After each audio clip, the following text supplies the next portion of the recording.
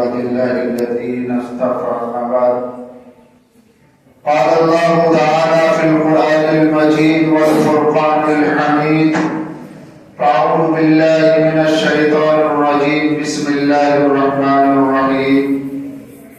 إنما يعمر مساجد الله من آمن بالله واليوم الآخر وأقام الصلاة وآتى الزكاة ولم يخش إلا الله فعسى ذلك أن يكونوا من المهتدين. صدق الله العظيم. محترم سامعین، اللہ تعالیٰ اپنے کلام میں مساجد کے سلسلے میں بڑی وضاحت کے ساتھ ارشاد فرمائی ہے. جگہ جگہ حکم فرمایا. پیارے حبیب صلی اللہ علیہ وسلم نے مساجد کی اہمیت اور ان کی فضیلت کے سلسلے میں بے شمار احادیثیں وارد ہوئی ہیں اور آپ نے ان کی فضیلتوں کو وضاحت کے ساتھ فرمایا کہ اس روئے زمین پر مساجدیں اور جن پر سجدے کیے جاتے ہیں اس سے زیادہ بہتر اس روئے زمین پر کوئی جگہ نہیں ہے، کیونکہ یہ اللہ کا گھر ہے اور اللہ کی طرف اس کی نسبت ہے. جس کی طرف جیسی نسبت ہوتی ہے اس کا مقام اسی طرح اونچا ہوتا ہے. اور مساجد نام اس لیے رکھا گیا کہ اس میں سجدے کیے جاتے ہیں اور اللہ تعالیٰ کو تمام عبادتوں میں سجدے کی حالت میں اللہ کو وہ عبادت، بندے کی وہ نقل و حرکت بہت ہی پسند ہے. کیونکہ سجدے کے علاوہ عبادات میں کوئی ایسی نقل و حرکت نہیں جس کو اللہ بے حد پسند کرتا ہو.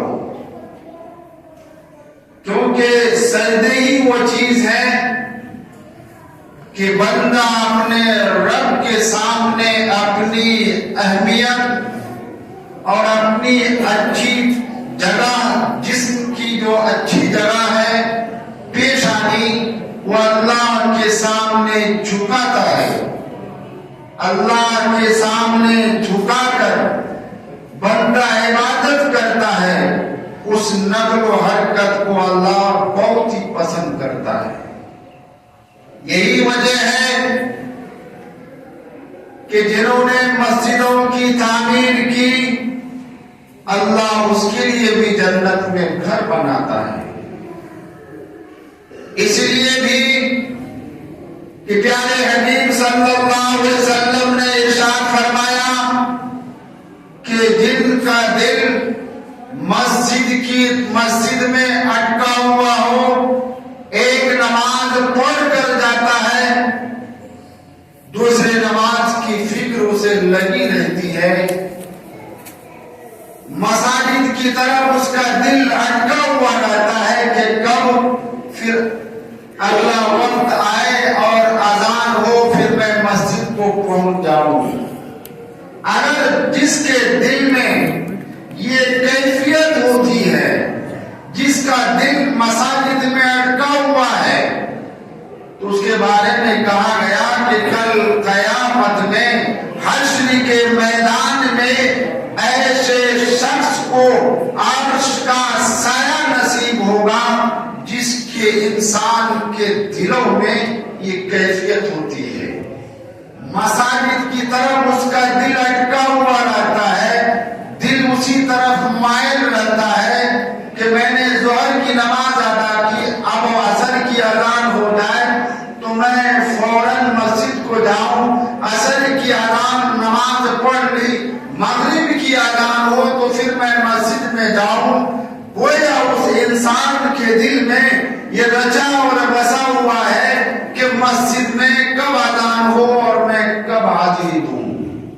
جس کے دل میں یہ کیفیت ہوتی ہے تو پیارے حبیب صلی اللہ علیہ وسلم نے فرمایا کہ جہاں کل قیامت میں 7 آدمیوں کو عرش کا سایہ نصیب ہوگا، وہیں پر ایک انسان وہ بھی ہوگا جس کے دل کی یہ کیفیت ہوتی ہے، جس کا دل مساجد میں اٹکا ہوا رہتا ہے، اس کے ذہن میں یہی فکر رہتی ہے، مسجد میں حاضری کو ذہن لگا رہتا ہے، عرش کا سایہ اسے نصیب ہوتا ہے۔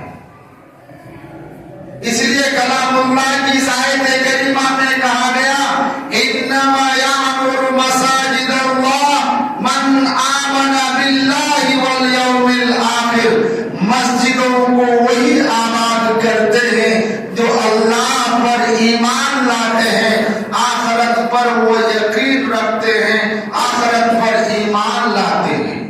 انما، اور آگے چل کر کہا گیا کہ وہ آخرت پہ ایمان کے ساتھ ساتھ نماز کی پابندی کرتا ہے، اقام الصلاۃ وآتى الزکاۃ، اور زکات کا اہتمام کرتا ہے، وَلَمْ يَخْشَ إِلَّا اللَّهَ، اور وہ انسان اس روئے زمین پر کسی سے نہیں ڈرتا، اگر وہ ڈرتا ہے تو صرف اللہ سے۔ وَلَمْ يَخْشَ إِلَّا اللَّهَ، اور وہ کسی سے نہیں ڈرتا ہے، اگر وہ ڈرتا ہے تو صرف اللہ سے ڈرتا ہے، کسی کا ڈر اس کے ذہن میں نہیں رہتا ہے۔ اگر جو انسان اللہ سے نہیں ڈرتا ہے، یقین جانیے تجربے کی روشنی میں آپ پرکھ بھی لیجیے کہ جس کے دل میں اللہ کا ڈر نہ ہو وہ ہزاروں سے ڈرے گا، کبھی اس کو وعدے کا ڈر رہے گا، کبھی مال کا ڈر رہے گا، کبھی مفاد کا ڈر رہے گا، کبھی گھر والوں کا ڈر رہے گا، کبھی اپنے گاؤں والوں کا ڈر رہے گا، کبھی کسی اور چیز کا ڈر رہے گا، نہ جانے ہزاروں ڈر اس کے ذہن میں بستا ہوگا۔ لیکن اگر انسان کے دل میں صرف اللہ ہی کا ڈر ہو اور وہ یہ طے کر لے کہ ہمیں ڈرنا ہے تو صرف اللہ کی ذات سے ڈرنا ہے، کسی انسان سے ہمیں نہیں ڈرنا ہے، تو اس انسان کے دل میں صرف اللہ کا خوف بستا ہے، ہزاروں خوف اس کے دل میں نہیں بستا ہے۔ اس لیے کہا گیا کہ ایک ایمان والوں کے دل میں اگر خوف ہو تو صرف اللہ کا ہو، اللہ کی ذات سے اس کا خوف ہو، کسی اور کا خوف ہرگز ذہن میں آنے نہ دے۔ اس کے ذہن میں یہ بات ہو کہ کبھی بھی نقصان کا مالک وہی ذات ہے، نفع کا مالک وہی ذات ہے، مصیبتوں کا مالک وہی ذات ہے، امن و سکون کا مالک وہی ذات ہے، دولت کا مالک وہی ذات ہے، غربت کا مالک وہی ذات ہے۔ اگر کوئی انسان اپنے دلوں میں اس بات کو وہ بیٹھا لے گا کہ ہمیں اللہ ہی سے ڈرنا ہے اور تمام چیزوں کے بارے میں ہمیں اللہ ہی پر بھروسہ رکھنا ہے، اللہ ہی پر یقین رکھنا ہے کہ اس کے علاوہ کوئی نقصان کا مالک نہیں، کوئی مصیبت دینے والی ذات نہیں، اگر ہے تو صرف وہی ذات ہے، وہی ایک اللہ ہے، ہمیں اسی سے ڈرنا ہے، کسی اور سے نہیں ڈرنا ہے۔ تو یقین جانیے اس طریقے پر اس کے دل میں اللہ ہی کا خوف پیدا ہو جائے گا، اور ہزاروں ڈر اور خوف اس دنیا میں جو ہوا کرتے ہیں اس انسان کے دل میں ہرگز نہیں ہوگا۔ اس لیے ہمیں بھی یہ طے کرنا ہوگا کہ ہمیں اگر ڈرنا ہے، مالک اور مالک کل اگر ہمیں سمجھنا ہے تو صرف اسی ذات کو سمجھنا ہے، کسی اور کو نہیں سمجھنا ہے۔ اور مساجدوں سے ہمارے قلبی تعلقات ہوں تاکہ ہمیں عرش کا سایہ ملے، عرش کا سایہ ہمیں نصیب ہو، دل میں مساجد کا احترام، دل میں مساجد کی وقت، دل میں مساجد کی اہمیت ہمارے دلوں میں ہو. اگر ہمارے دلوں میں مساجد کی اہمیت ہوگی تو ہم اپنے گھر کے مقابلے میں مسجد کو ہم ویران نہیں چھوڑ سکتے. اگر ہمارے اندر مسجد کی وقت رہے گی تو مسجد میں کسی چیز کی کمی رہے گی ہم اسے برداشت نہیں کریں گے. اگر مسجد کی وقت ہمارے ذہن میں ہوگی، پانچوں وقت مسجد میں حاضر ہو کر ہم نماز کے پابند ہو جائیں گے. اگر وقت مسجدوں کی نہیں ہوگی، فضیلت اگر ہمارے ذہن میں نہیں ہوگی، نہ ہم نماز کو آئیں گے، نہ مسجد میں کیا ہو رہا ہے، کیا جا رہا ہے، ہمیں اس کی فکر نہیں ہوگی. مسجد میں کس چیز کی ضرورت ہے، اگر ہمارے دل میں اس کی وقت نہیں تو ہم اس کی فکر نہیں کر سکتے. اس لیے ضرورت اس بات کی ہے کہ ہمارے دلوں میں مساجد کی وقت، مساجد کی اہمیت، مساجد کی فضیلت دلوں میں رچ اور بس جائے. انشاءاللہ ہم مساجد کو آباد کرنے والے بنیں گے. ہم پہلی سب میں نماز کے پابند بن جائیں گے. اذان ہوگی پھر ہمارا دل کسی اور چیز کی طرف مائل نہیں ہوگا. دل یہ کہے گا کہ پہلے نماز پڑھو تب تمہاری تجارت ہوگی، پہلے نماز پڑھو جب دوسرا کوئی کام تمہیں کرنا ہے.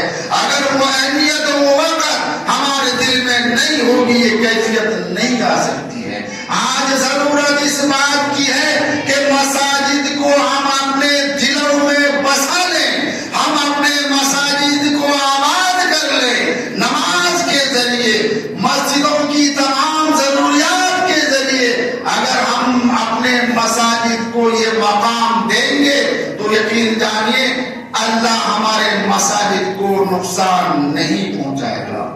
اللہ اگر کوئی چاہے گا کہ اللہ کے گھر کو ہم تباہ کریں، اللہ کے گھروں میں ہم مورتیاں تلاش کرنے لگے، اللہ کے گھروں میں سول لوگ تلاش کرنے لگے اور نہ جانے کیا کیا چیزوں کی تلاش آج کل ہمارے مساجدوں کے نیچے سے کی جا رہی ہے، سازشیں ہو رہی ہے.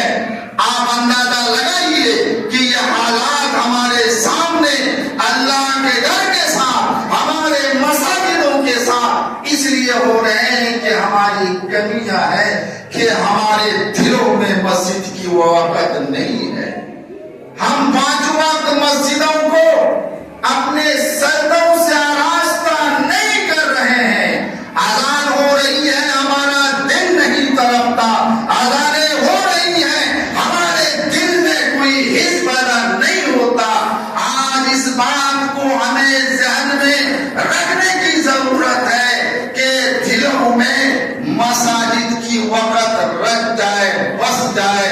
پانچوں وقت ہم اپنے سردوں سے ان مساجد کو ہم معمور کریں، انشاءاللہ حالات چھڑنے لگیں گے.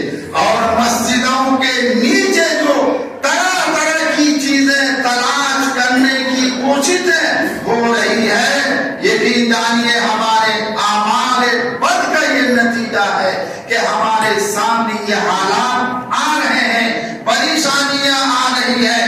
اگر ہم اپنے اعمال کا محاسبہ کر کے ہم اللہ کے کلام پر عمل شروع کر دیں، تقوی والی زندگی آ جائے، تقوی والی صفت اگر ہماری زندگی میں آ جائے، اللہ پر ہمارا 100% یقین اور بھروسہ ہو جائے، تو اللہ کے مقابلے میں اس روئے زمین پر کسی کی طاقت نہ تھی اور نہ ہے اور نہ آئندہ کبھی ہوگی.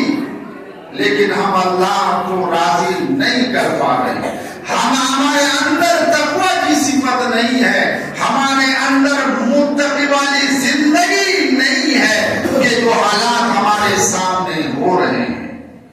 یقیناً حالات آتے ہیں. کلام اللہ نے اعلان کر دیا، اے ایمان والوں، صرف تمہیں ایمان لانے کے بعد تمہیں نہیں چھوڑ دیا جائے گا، تمہیں آزمائش ہوگی. وَلَنَبْلُوَنَّكُمْ بِشَيْءٍ مِّنَ الْخَوْفِ وَالْجُوعِ وَنَقْصٍ مِّنَ الْأَمْوَالِ کلام اللہ نے اعلان کر دیا کہ تم صرف ایمان لے کے آؤ، یہی تمہارے لیے کافی ہے. ایسا نہیں، تمہیں طرح طرح سے امتحان میں ڈالا جائے گا، تمہاری آزمائش ہوگی، لیکن یہ تمہارا کام ہے کہ تم اللہ کو راضی کر کے، اللہ کے احکام پر عمل کر کے، پیارے حبیب صلی اللہ علیہ وسلم کی تعلیمات پر عمل کر کے تم ان آزمائش میں، اس امتحان میں مکمل کھڑے رہو اور استقامت کے ساتھ اس پر پابند رہو،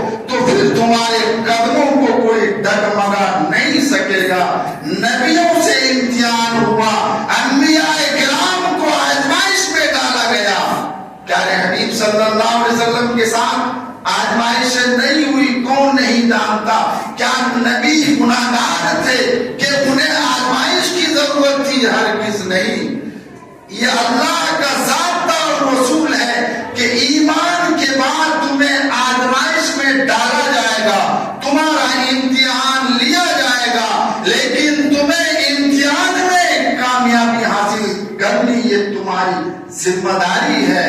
آزمائش میں کامیاب ہونا یہ تمہارا کام ہے. حالات چاہے جس طرح آ جائے تم صبر سے کام لوگے، تقوی والی زندگی تمہارے اندر ہوگی، تو پھر یہ دنیا کی سازش ہے، تمہارے کچھ نہیں بگاڑ سکتی اور تمہارے حالات میں کچھ اضافہ نہیں کر سکتے. لیکن ضرورت اس بات کی ہے کہ تم مکمل ان چیزوں کے سامنے کھڑے ہو جاؤ، اللہ کے سامنے سجدہ ہو جاؤ، اللہ کو منا لو، اللہ کو راضی کر لو، پیارے حبیب صلی اللہ علیہ وسلم سے سچی محبت کر لو، ان کی تعلیمات پر عمل شروع کر دو. اللہ کی ذات سے کوئی ذات بڑھ کر نہیں ہے. پیارے حبیب صلی اللہ علیہ وسلم کی سیرت، آپ کی تعلیمات کے مقابلے میں اس روئے زمین پر اور کوئی دوسری چیز نہیں ہو سکتی ہے. ان پر تم کھڑے ہو جاؤ، ایک پوری ہمت اور جذبے کے ساتھ قائم ہو جاؤ. انشاءاللہ امن و سکون کی زندگی تمہیں ملے گی اور تمہارے سامنے جو حالات پیدا کیے جا رہے ہیں، انشاءاللہ مطالعہ سازش کرنے والے، حالات پیدا کرنے والے اس سے پہلے بھی بہت لوگ آئے اور گئے، انشاءاللہ ابھی بھی یہ آئے ہیں اور جائیں گے انشاءاللہ ضرور. لیکن ہمیں اپنا محاسبہ کر کے قدم ہمیں آگے بڑھانی ہے. ہمیں 5 وقت مساجدوں کو آباد کرنے کی کوشش کرنی ہے. ایسا نہیں جمعہ پڑھ لیے ہماری ذمہ داری ختم، عید بقرعید پڑھ لیے ہماری ذمہ داری ختم، ہرگز نہیں. مساجد کا تقاضا یہ ہے، اللہ کے حکم کا مطلب یہ ہے کہ اگر ہمارے اوپر نماز فرض ہے، 5 وقت اپنے محلے کی مسجد میں آ کر ہم نماز ضرور پڑھیں، جماعت کے ساتھ پڑھیں. پیارے حبیب صلی اللہ علیہ وسلم کو جب مسجد میں آنے کی طاقت نہیں تھی، جماعت کے ساتھ پڑھنے کی طاقت نہیں تھی، پیارے حبیب صلی اللہ علیہ وسلم نے اپنے صحابہ کرام کو حکم دیا کرتے تھے کہ دونوں طرف سہارا دے کر مجھے مسجد میں لے کے چلو، میں باجماعت نماز ادا کروں. یہ پیارے حبیب صلی اللہ علیہ وسلم کا طریقہ رہا. آج ہمارا طریقہ کس طرح کا ہے؟ کیا ہم اذان کے بعد ہمارا دل ادھر اس طرح مائل ہوتا ہے جس طرح انبیاء کرام اور صحابہ کرام کے دلوں کا میلان ہوا کرتا تھا؟ آج اپنا محاسبہ کر کے ہمیں مسجدوں سے قربت کرنے کی ضرورت ہے، تعلقات کو اور بڑھانے کی ضرورت ہے، اپنے سردوں سے مزین کرنے کی ضرورت ہے، اپنے رب کو راضی کرنے کی ضرورت ہے. پیارے حبیب صلی اللہ علیہ وسلم سے سچی اور پکی محبت کا اظہار کرنا ہے. اللہ تعالیٰ